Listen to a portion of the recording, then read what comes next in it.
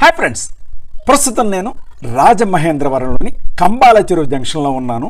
మరి వెనకాల విల్లు పట్టుకుని వీరత్వంతో ముందడుగు వేస్తున్నటువంటి సింహంలా గర్జిస్తున్నటువంటి వ్యక్తి మరి ఎవరో కాదు, శ్రీ అల్లూరి సీతారామరాజు.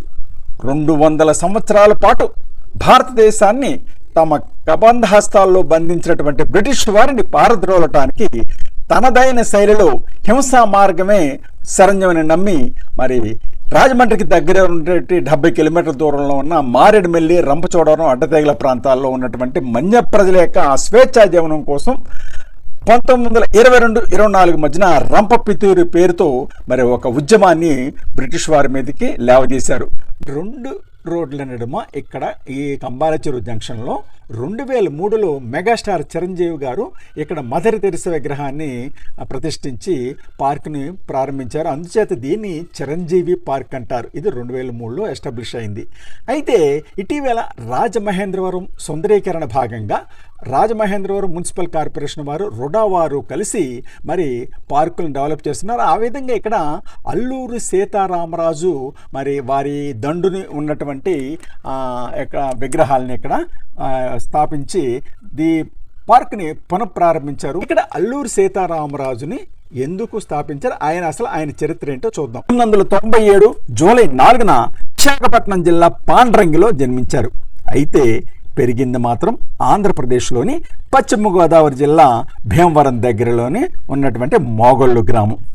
మన్య ప్రజల దీనస్థితిగతులను పరిశీలించి బ్రిటిష్ అధికారులు నిరంకుశ చర్యలకు వ్యతిరేకంగా విప్లవానికి సిద్ధం కావాలని మన్య ప్రజలను పురుగొల్పారు. సీతారామరాజు ప్రధాన అనుచరుడు సేనాని గాము గంటందొర. ఈయనది మన్యంలోని నడింపాలెం గ్రామం. గాము గంటందొర, గాము మల్లుదొర, అగ్గిరాజు వంటి వీరుల సహాయంతో బ్రిటిష్ అధికారులపై విప్లవానికి తెరతీశారు అల్లూరి సీతారామరాజు. ప్రస్తుత ఆంధ్రప్రదేశ్ మరియు ఒరిస్సా రాష్ట్రాల సరిహద్దు ప్రాంతాలలో బ్రిటిష్ దళాలకు వ్యతిరేకంగా గెరిల్లా పోరాటాలతో పాల్గొన్నాడు అల్లూరి సీతారామరాజు. ఆయనకు స్థానిక ప్రజలు మన్య వీరుడు అని ముద్దు పేరుతో పిలుచుకునేవారు. 2 ఏళ్ల పాటు బ్రిటిషర్లకు కంటి మీద కునుకు లేకుండా చేసి చివరకు తనను నమ్ముకున్న ప్రజల కోసం ప్రాణత్యాగం చేశారు అల్లూరి సీతారామరాజు.